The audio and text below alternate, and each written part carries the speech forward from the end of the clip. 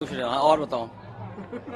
BJP लगातार दावा कर रही है कि अपनी बार 400 पार क्या ईवीएम सेट है क्या? नहीं, मैंने आपसे कहा कि पहले चरण के बाद जो भाषा बदली है और भारतीय जनता पार्टी का चाहे वो नेतृत्व हो और चाहे छोटा कार्यकर्ता हो, उनकी किस तरीके से भाषा बदली है।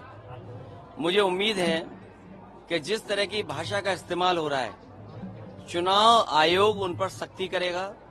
चुनाव आयोग कोई न कोई कार्रवाई ऐसे लीडर्स पे करेगा जो चुनाव का ध्यान किसी और तरफ ले जाना चाहते हैं। इनके भाषणों पर हार का रुझान दिखाई दे रहा है।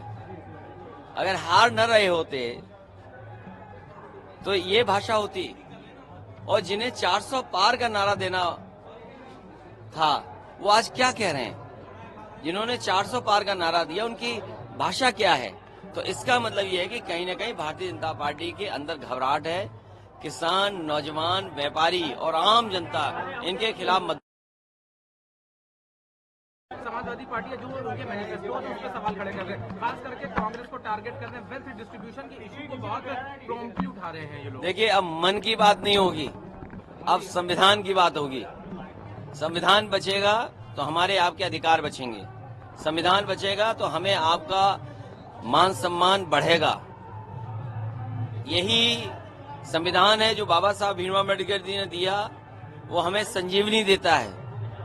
ये भारतीय जनता पार्टी के लोग संविधान को खत्म करना चाहते हैं, संविधान को बदलना चाहते हैं। जो लोग संविधान बदलना चाहते हैं, उन्हें जनता इस बार बदल देगी। सर, परसों पहले चरण का दूसरे चरण का चुनाव है, 8 लोकसभाओं में ये चुनाव हो रहा है। किस तरह से देखते हैं, क्योंकि पहले चरण जैसा ही चुनाव दूसरे चरण का होगा।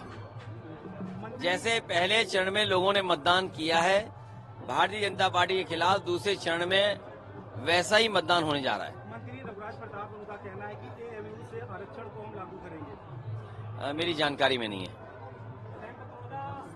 सैम पित्रोदा का बयान आज इकोनॉमी को लेके बहुत ज्यादा चर्चा का विषय बना हुआ है। कांग्रेस के वेल्थ डिस्ट्रीब्यूशन के इशू पे उन्होंने बोला है आपका भी इकोनॉमी में काफी इंटरेस्ट है, तो आप इनके बयान को कैसे देखते हैं? सच्चाई तो यह है कि अर्थव्यवस्था का पूरा सत्यानाश अगर किसी ने किया तो भारतीय जनता पार्टी ने।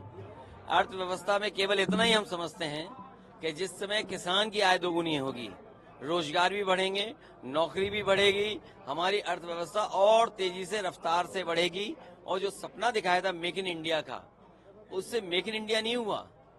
कुछ लोगों को लाभ पहुंचाने के लिए किसी और दिशा में हमारी अर्थव्यवस्था को ले गए। जब तक यहाँ कारखाने उद्योग नहीं लगेंगे और किसान खुशहाल नहीं होगा, तब तक हमारी अर्थव्यवस्था मजबूत नहीं हो सकती।